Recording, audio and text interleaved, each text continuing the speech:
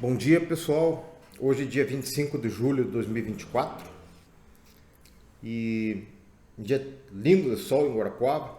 Estamos nós aqui vivos e bem para mais um estudinho rápido da Palavra de Deus. Hoje eu quero continuar em 10 minutos, ainda não dá para falar muito, mas dá para dar uma noção para vocês.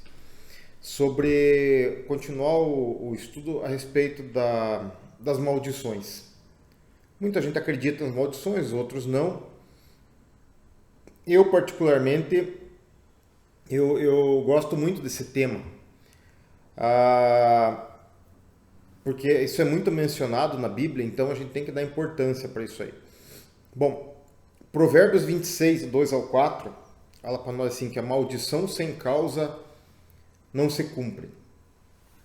Existem algumas palavras no grego, no hebraico, o arar, o calau, que falam de situações desfavoráveis decorrentes da maldição. Nós conversamos no outro estudo de maldição rapidamente sobre isso.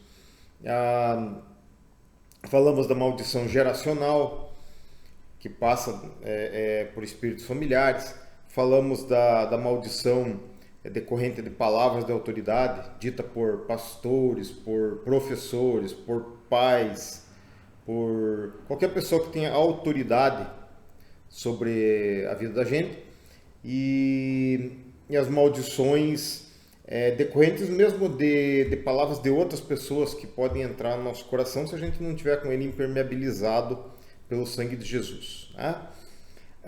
Eu fiquei de falar para vocês de uma palavra, mas é lá Colossenses 2,14, que fala assim, que o escrito de dívida que era contra nós, Jesus tomou da mão do diabo e pregou na cruz. Isso significa o seguinte, que todos aqueles que estão em Cristo Jesus, por causa disso, podem ser livres das maldições. Mas prestem atenção no provérbio, que diz que a maldição sem causa, ela não se cumpre. Bom, vamos lá. Se existe algum problema familiar que persegue as tuas gerações, tá? E você está no mundo, isso pode te afetar ou não, por causa do arbítrio, né? Muita gente é afetada. Por exemplo, alcoolismo, vício em jogo, falência, inadimplência, que é o não pagamento de dívidas, doenças diversas, tá? Mas isso tudo pode ser resolvido se for espiritual, né? Você não vai resolver um problema genético combatendo a maldição. Aí você tem que procurar um outro caminho, é o médico e tal. Nós estamos falando de problemas espirituais. E uma das coisas mais difíceis que existe é você ter esse discernimento para saber o que é físico, o que é mental, o que é espiritual. Mas vamos lá. Josué, capítulo 6, versículo 26. Eles tinham acabado de derrubar as muralhas de Jericó e Josué lançou uma maldição sobre o lugar. Diz assim, maldito aquele que reconstruir Jericó, tá?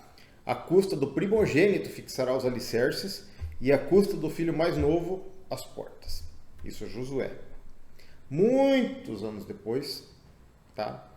Um cara chamado Iel, que era governante do lugar ali, não deu bola para isso, por desconhecimento ou por negligência, e reconstruiu Jericó. Tá lá em 1 Reis 16, 34. Abirão, filho desse governante, morreu quando estavam fazendo os alicerces da cidade, e o Secube, seu filho mais novo, morreu quando estavam colocando as portas, tá? Muito bem. Então tá lá em 1 Reis 16, 34.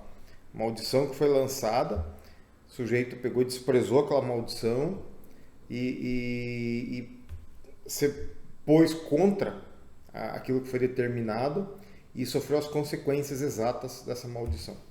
Então o que é isso? Eu vou dizer para vocês assim, eu falei rapidamente no outro vídeo, que assim, os meus dois avós, tanto materno quanto paterno, tinham problemas com alcoolismo, tá?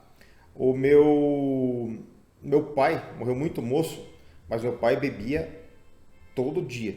Certamente teria problema com alcoolismo mais para frente. Tá? Então, como que eu resolvi isso? Eu, quando era moço, quando estava na faculdade, quando ia para cá, eu bebia bastante, saía com os amigos, a gente tomava muito, né, e fazia confusão. E depois que eu entendi isso aqui, eu cortei o álcool da minha vida. Lá, muito de vez em quando, eu tomo um golinho de vinho, mas muito esporádico assim. E muito pouquinho também, meia taça, uma taça. E só. E eu oriento os meus filhos a cuidarem muito disso. Por quê? Existia uma maldição no espírito familiar. Eu, em Cristo Jesus, estou livre dessa maldição, ou posso estar livre dessa maldição. Agora, beber ou não beber é uma escolha minha. Tá? Então, eu escolho não beber. A minha mulher também tinha um histórico de alcoolismo na família e histórico de jogo. Então, o que ela escolheu? Ela escolheu não beber e ela escolheu não jogar. E isso também a gente orienta nossos filhos a tomarem muito cuidado com isso, nunca se envolverem com bebida, com jogo, por causa do histórico familiar. Tá? Meu pai morreu muito moço com câncer no intestino. Tá? Era uma coisa que vinha assim, meu avô também teve. O que eu faço? Eu estou livre da maldição. Ok. Qual é a minha parte? Vou fazer colonoscopia regularmente, como muita salada, atendo da minha saúde, como vocês podem já ter cansado de tanto eu falar aqui. E daqui uns dias estou fazendo 60 anos e estou prolongando minha vida e tenho uma saúde muito boa, graças a Deus. Vocês estão entendendo? Então, tem espíritos que perseguem, tá, uma linhagem familiar. Tem espíritos que perseguem um local. São principados e potestades, como falado no livro de Daniel, príncipe da Pérsia, né, que estava resistindo ao anjo. Se está lá na Bíblia, existe, a gente tem que entender isso aí, tá? Outra hora nós falamos mais sobre isso para facilitar a vida de vocês. Mas se está na Bíblia, existe. E a gente tem que cuidar. Então, você tem espíritos que têm influência regional, tá? Você tem espíritos que têm influência familiar. Cumpre a nós duas coisas. Uma, o sujeito se converter, tá? O sujeito aceitar Jesus. Por quê?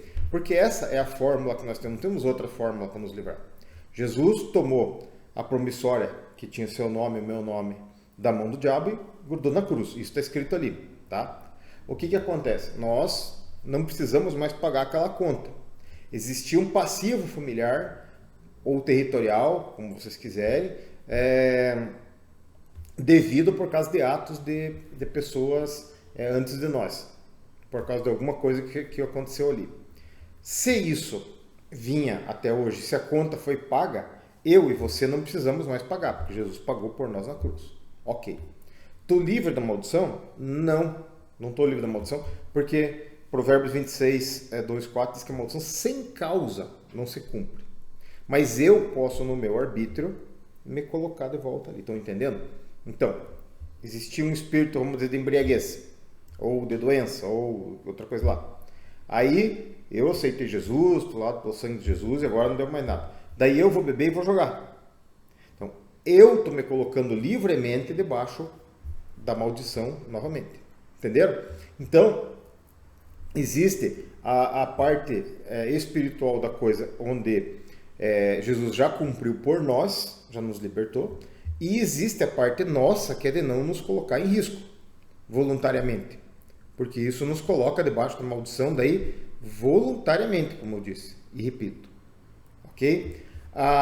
Outra coisa que é interessante é assim, eu vi muito retiro de cura, trabalhei muito em retiro de cura, e eu explicava ao pessoal, mas o pessoal, alguns entenderam, graças a Deus, e outros não.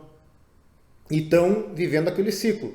E eu soube que lá na igreja que eu ia está tendo retiro agora de novo. Então, tem retiro de cura. O cara vai lá, o pastor expulsa o demônio, o sujeito faz oração de renúncia e tal. Agora estou curado. Dali uns dias está sofrendo tudo de novo. Daí tem outro retiro de cura, o cara vai lá, Não, agora na igreja tal eu vou. Não, agora não sei onde, viu? Tudo bobagem. O que acontece é o seguinte. Desde o começo da Bíblia, vocês veem que a palavra é importante. Deus usou o bará, que é a palavra criativa, para dizer, e disse Deus, faça-se a luz. Entenderam? Isso é interessante. As maldições aqui, elas normalmente são lançadas por palavras. E a gente se enreda por palavras, tá? A Bíblia diz assim, se com a tua boca confessares e com o coração creres que Jesus Cristo ressuscitou dos mortos, será salvo tu e tua casa. Então é com a boca que se faz confissão para salvação. Então quando você diz assim, eu renuncio às más obras praticadas por meus pais, ou eu renuncio às más obras que eu pratiquei, ou eu renuncio à bebida alcoólica, eu renuncio ao jogo, eu renuncio à pornografia, sei lá qual é o problema, você está declarando isso. E isso é um contrato. Por isso que é legal falar, por isso que é legal orar. Porque a gente sempre diz assim, ó, quanto? 10. Fechado. Aqui, mas é com a palavra escrita ou falada que a gente fecha as nossas avanças. Então, quando você ora e diz assim, ó, eu declaro quebrada essa maldição na minha vida e na vida dos meus filhos, você está fazendo uma confissão poderosa. E isso tem poder quando é feito em nome de Jesus. E quebra mesmo. Só que não adianta sair do retiro de cura lá, tô libertado, tudo isso aqui, porque Jesus falou assim o seguinte, que quando um demônio sai e ele anda por caminhos áridos, e ele volta, dá uma olhadinha como é que está a casa dele. Se ele chega e encontra a porta aberta e a casa arrumadinha, ele volta e traz mais 7. É difícil de entender isso? Então o que acontece? Quando você se livra de uma porcaria da tua vida, você tem que fechar a porta, trancar e não deixar ela mais entrar. E essa conduta depende de você. Essa conduta depende de mim. Ok? Então eu gostaria muito que você lesse esses versículos que eu falei no começo ali, refletisse sobre isso, tirasse suas conclusões, fizesse uma oração renunciando às mazelas da sua vida, seja falência, dívidas, doenças, vícios, em geral, enfim, seja lá o que for, renuncie tudo. Vá no quarto lá e diga, eu não quero mais isso na minha vida, e não quero mais isso na vida dos meus filhos, e não quero mais isso na vida dos meus netos, e não quero isso na vida dos meus bisnetos. Na minha geração, eu não quero mais isso, eu quero uma geração bendita sobre a terra. Eu quero uma geração de gente honesta, de gente saudável, de gente que cumpra a palavra de Deus, de gente que seja bem-sucedida. É por aí. Deus abençoe o seu dia.